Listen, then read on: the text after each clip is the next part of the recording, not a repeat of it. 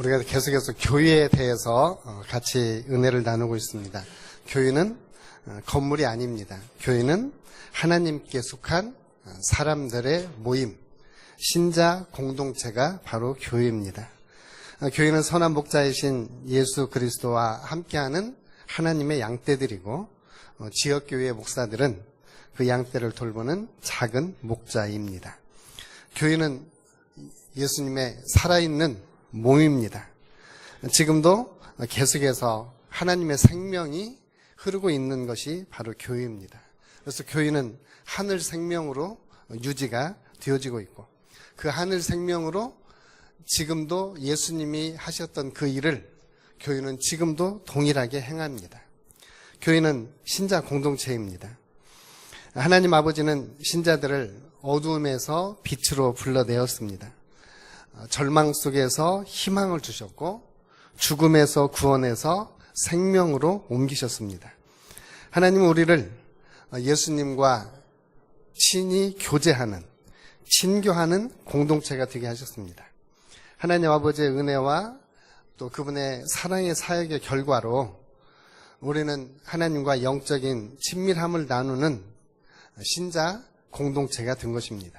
그래서 하나님과 예수 그리스도의 친밀한 사랑의 교제, 그리고 예수님과 성도들의 교제, 그리고 신자들, 그 신자들이 신자들과의 교제를 통해서 이루어지는 공동체가 바로 이 땅의 교회들입니다.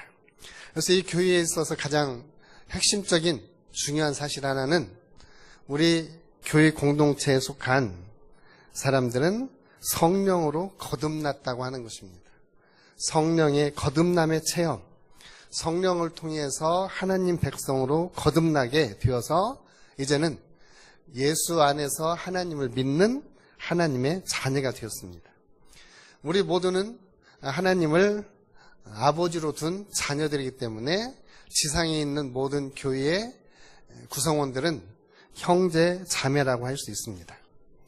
똑같은 성령을 통해서 거듭났고, 하나님 한 분을 아버지로 모시기 때문에 모두가 형제 자매요, 또한 믿음의 공동체가 된 것입니다. 그래서 이 교회는, 신자 공동체는 하나님을 향한 믿음, 그 믿음을 우리가 한 믿음이라고 이야기하고, 처음부터 끝까지 하나로 유지되어지는 믿음을 충성하는 믿음이다라고 이야기합니다. 그래서 충성된 믿음을 가지고 있는 이러한 교회 공동체, 거기에 성령께서 그 마음속에 내주하시면서 늘 함께 계십니다. 우리가 거듭날 때 성령님 우리의 마음속에 오셔서 하나님의 생명을 주셨고, 이제는 그 생명으로 살아가는 성령 공동체가 된 것입니다. 그래서 이제 누구든지 우리는 성령으로 아니하고는 예수를 주시라고 고백할 수 없다고 하는 하나님의 말씀처럼, 이제는 성령 공동체로서 성령께서 우리의 마음속에서부터 예수님을 우리의 구세주로 고백하고, 그리고 그 고백을 나누는 믿음의 형제 자매들이 바로 교회 공동체입니다.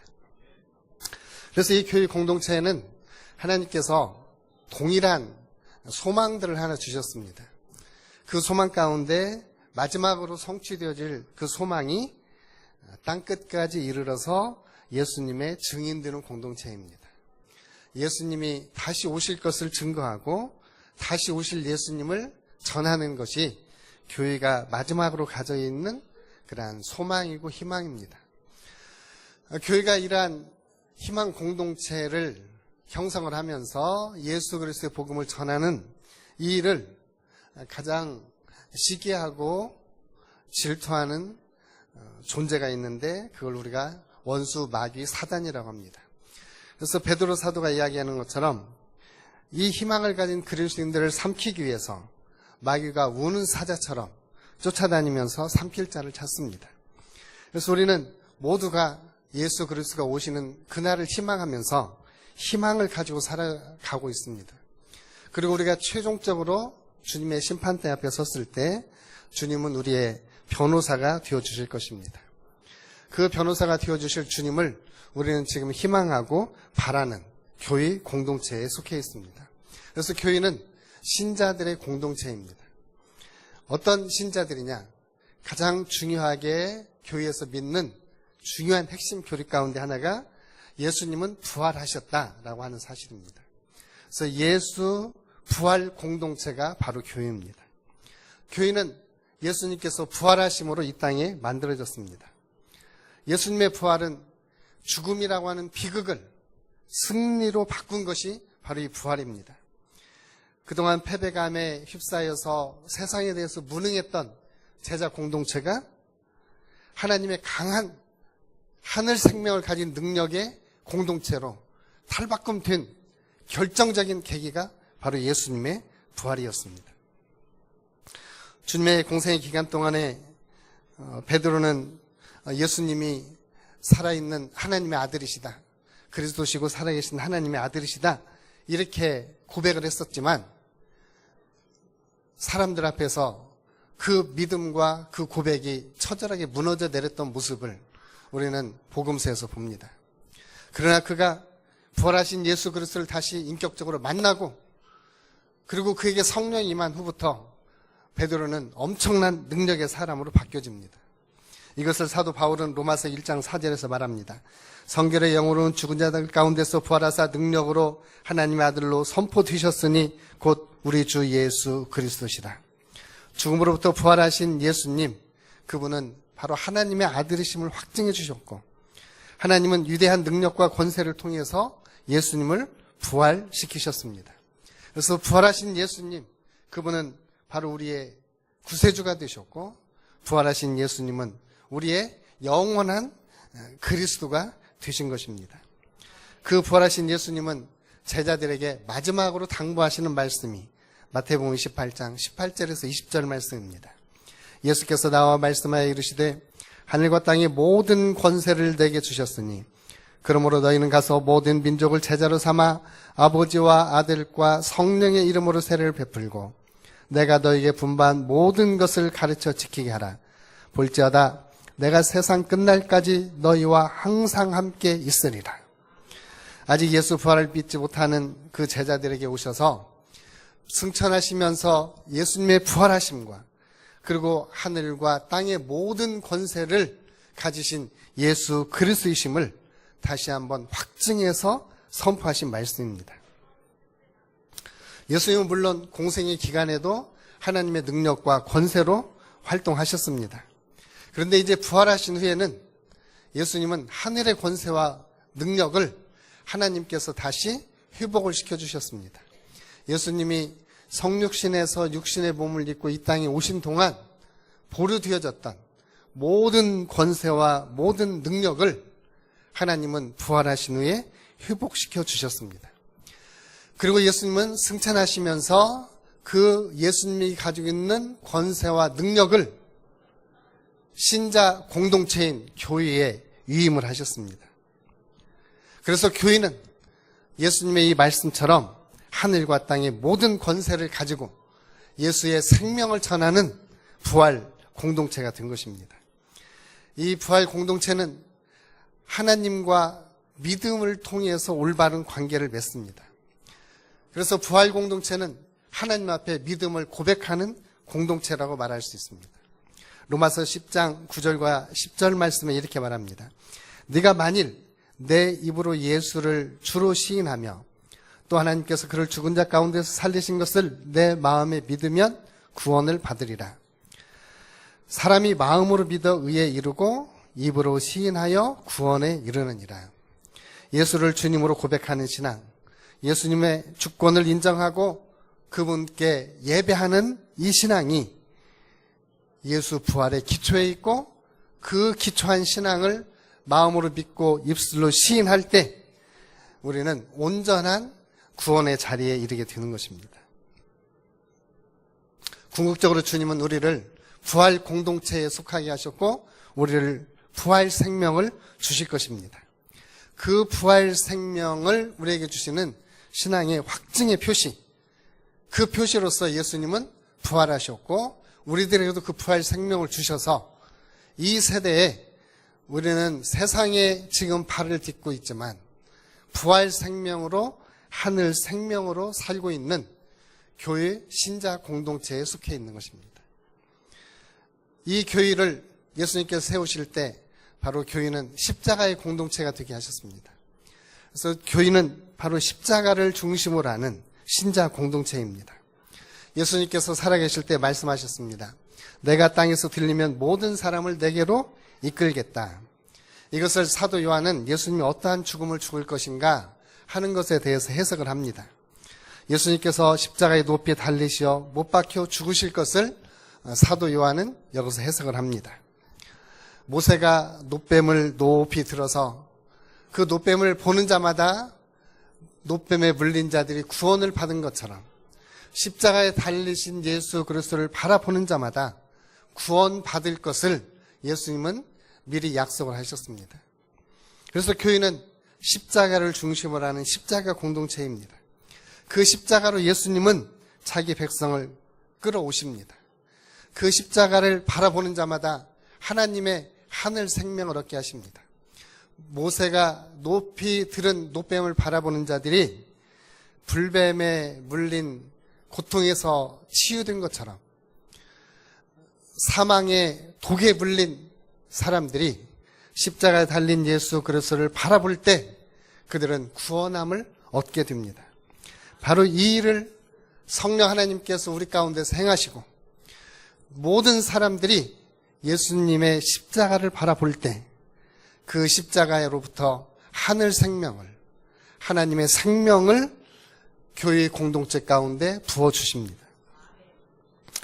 그 사랑을 하나님께서는 미리 우리에게 보여주셨습니다. 이름하여 말하는 앞서 가시는 은혜, 선행하시는 하나님의 은혜가 있었습니다. 사도 바울은 로마서 5장 8절에서 이렇게 말합니다. 우리가 아직 죄인 되었을 때에 그리스도께서 우리를 위하여 죽으심으로 하나님께서 우리에 대한 자기 사랑을 확증하셨느니라. 아담과 하와 이후의 모든 사람들은 전적인 부패와 타락이라고 하는, 우리가 교리적으로는 원죄라고 하는 죄 가운데 처해 있었습니다. 그런데 그 원죄로부터 우리를 구원해 줄 수 있는 하나님의 유일한 처방, 그 처방이 바로 십자가였습니다. 제가 병원에 한번 가서 약 처방을 받았는데 처방을 잘못 받았어요. 그 약을 먹으면 통증에서 치료가 되고 몸의 아픔이 치유가 되어야 되는데 전혀 효과가 없는 거예요. 오히려 더 상처는 깊어지고 병은 깊어지고 잘못된 처방이었죠. 그래서 다시 그 약을 가지고 의사님한테 갔더니 아이고 잘못했네요 하면서 약을 다시 바꿔서 처방해 주니까 통증도 가시고 얼마나 몸이 자유로웠던지요. 사람들은 진정한 죄에서부터 자유를 얻는 처방, 이 처방은 바로 십자가밖에 없습니다. 십자가에 달리신 예수 그리스도만이 우리를 죄에서 자유케 할 수 있는 하나님의 처방이에요.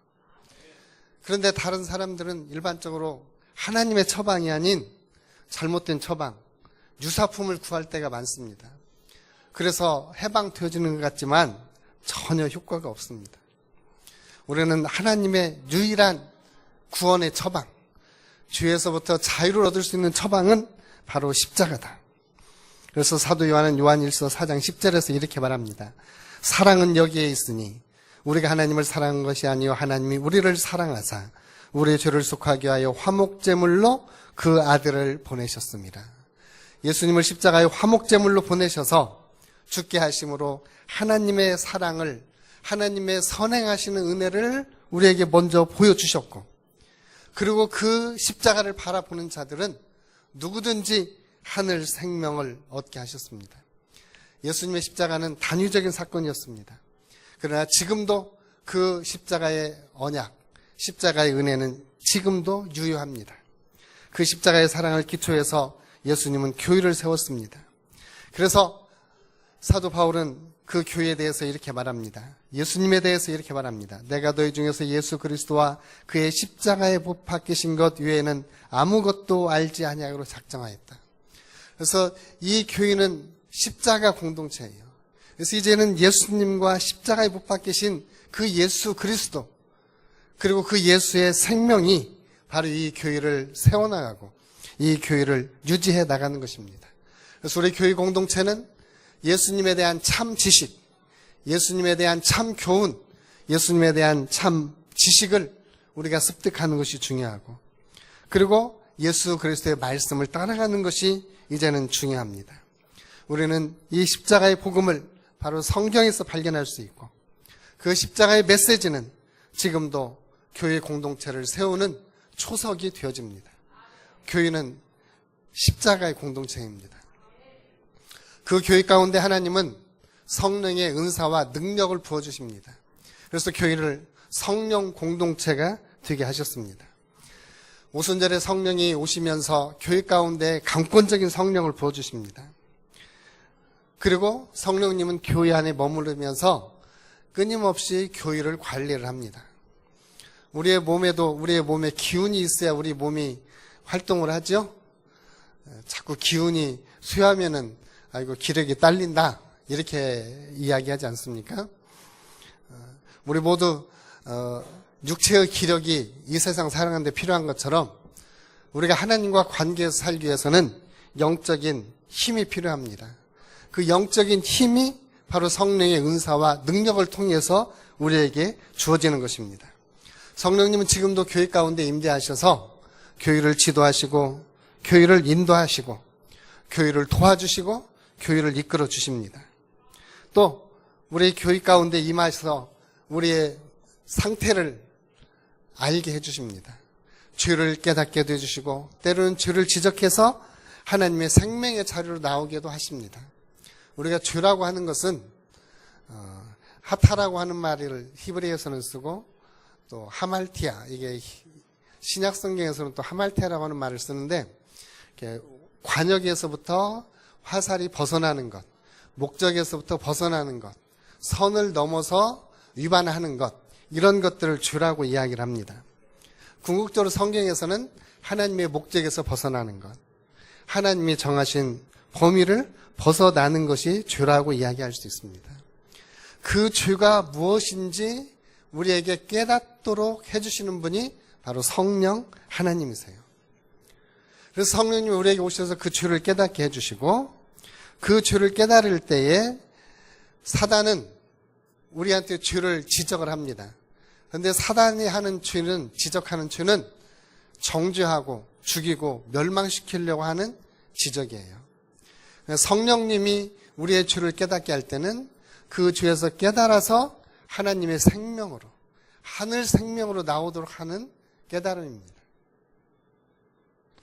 누구든지 우리는 다른 사람들의 연약함과 죄를 다 볼 수 있습니다. 나만 안 보이는 것을 다른 사람들은 다 볼 수 있어요. 그런데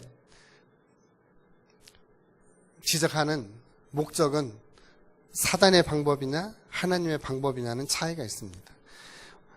우리 모두 성령께서 저와 여러분들을 붙들어서 사용하실 때 우리는 하나님의 자녀로서 서로 덕을 세워가고 서로 권면하고 서로 건의해서 하나님의 사람들로 세워지는, 죄에서 돌이켜서 건강한 자리로, 결핍에서 돌이켜서 하나님의 풍요의 자리로 나가는 이러한 믿음의 역사들이 우리 가운데 있기를 주님의 이름으로 축복합니다. 어쩌면 그것이 성령 안에서의 성도들의 교제입니다.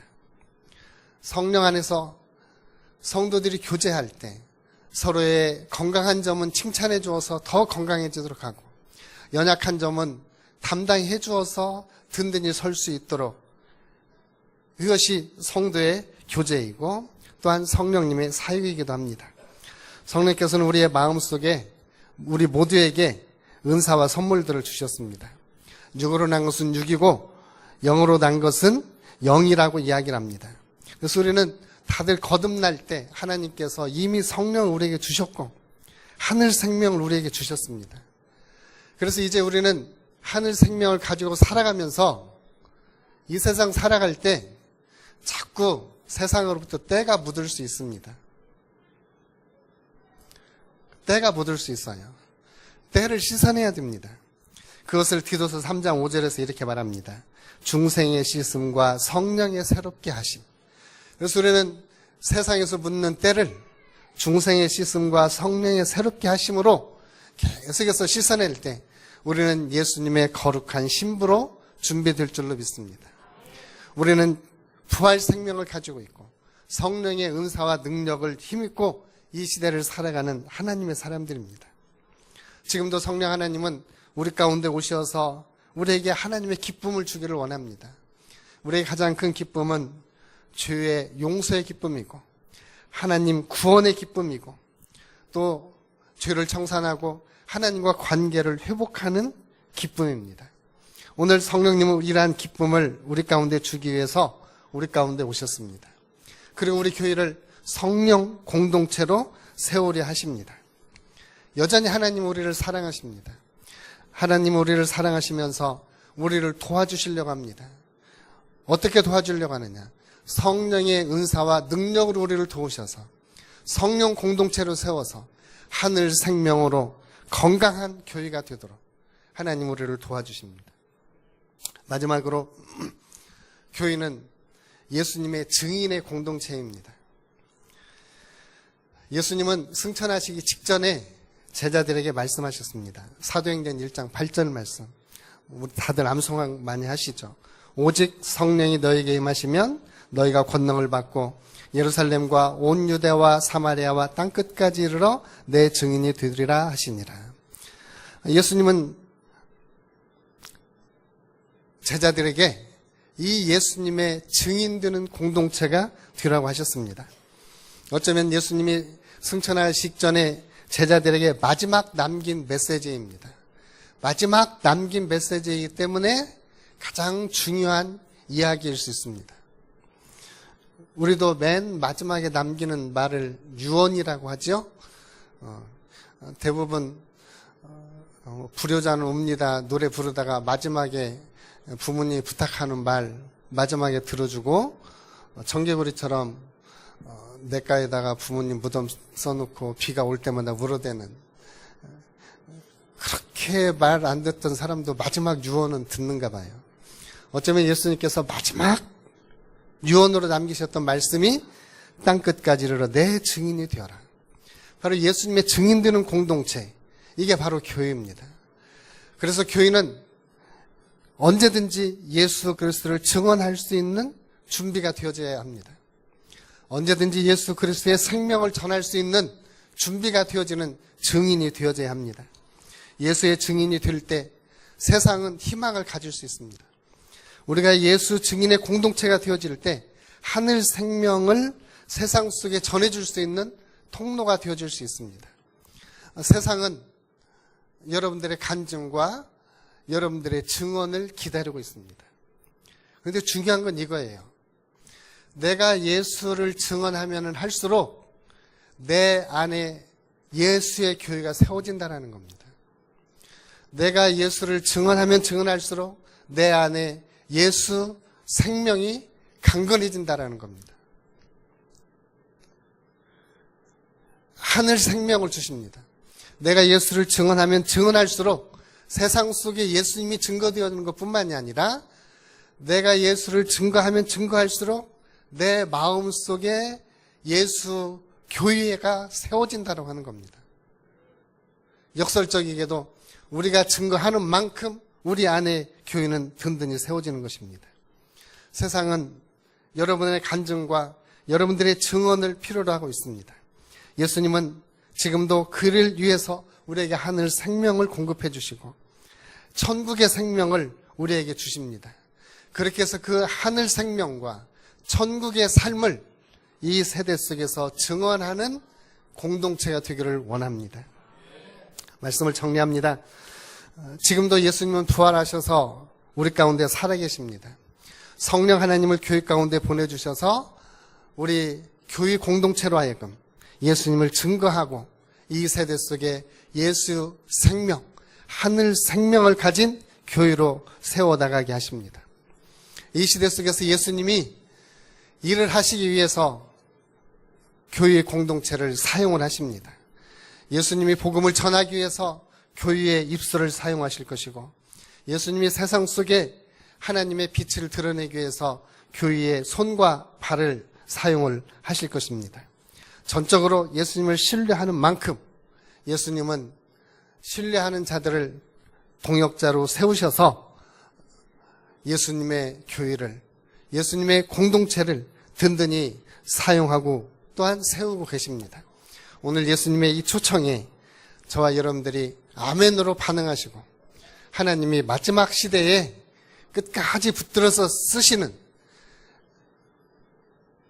신자 공동체, 부활 공동체, 십자가 공동체, 증인 공동체, 성령 공동체가 되시기를 주님의 이름으로 축복합니다. 기도하겠습니다. 아버지 하나님, 과거 감사합니다. 오늘 주신 말씀 우리의 마음에 새기고 이 세대 속에서 교회는 신자 공동체요, 예수 생명 공동체요, 부활 공동체요, 하늘의 생명을 가진 십자가 위에 세워진 공동체임을 알고 이 시대에 예수님의 동역자로 예수님과 함께 사는 하나님의 사람으로 이 세대를 살게 하여 주옵소서.